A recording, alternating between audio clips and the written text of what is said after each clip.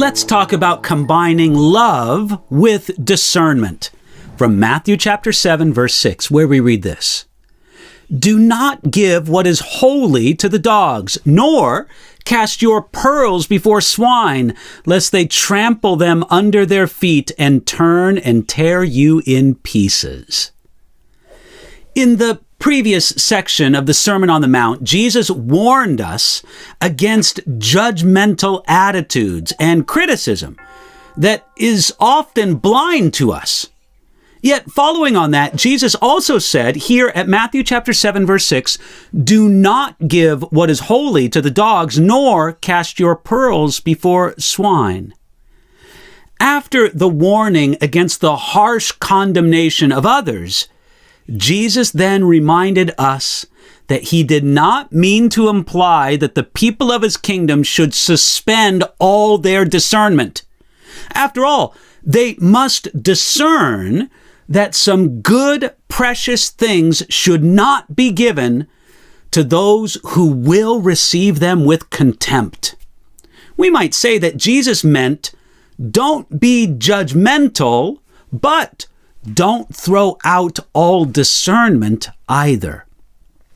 The dogs and the swine mentioned here are often understood as those who are hostile to the kingdom of God and to the message that announces it.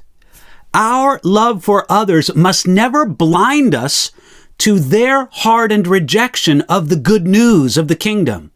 Yet, we may also see this in the context of the previous words against hypocrites. It may be that in Jesus' mind, the dogs and swine represent hypocritical, judgmental believers.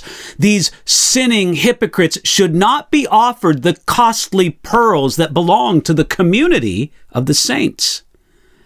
The commentator William Barclay said that the ancient Christian writing known as the Didache said this, quote, let no one eat or drink of your Eucharist, that is the Lord's Supper, except those baptized in the name of the Lord. For as regards this, the Lord has said, do not give that which is holy unto dogs.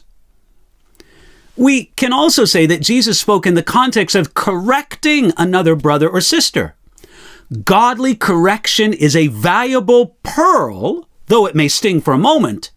It's a pearl that must not be cast before swine, those who are determined not to receive it.